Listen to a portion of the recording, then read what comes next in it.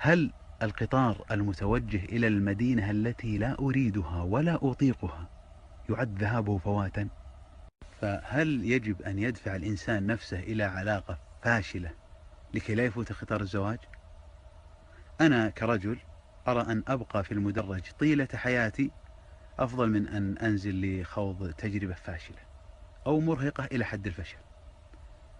يا أخي لو يركب جنبك في الطيارة إنسان سيء مليت من نفسك وهي 3 ساعات، فكيف ب30 سنة؟ دعونا من الرجال، فالرجل قد يكون له خيارات متعددة، وقد سمح له المجتمع بتكرار المحاولات المرة تلو الأخرى حتى يجد بغيته.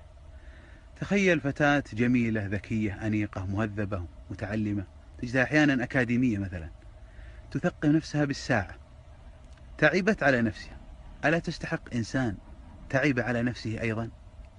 فمثلا تجد المتاح أمامها إنسان منحرف حتى وإن كان قريب، داشر، يريدون إصلاح حياته بفساد حياتها، هل تقبل به؟ لا. أو رجل شهواني أرعن فارغ من الداخل لا يريد منها إلا قضاء وطر، لم تغره بعقلها ولا علمها ولا ثقافتها، يعني يتزوجها ولا يتزوج غيرها كل واحد.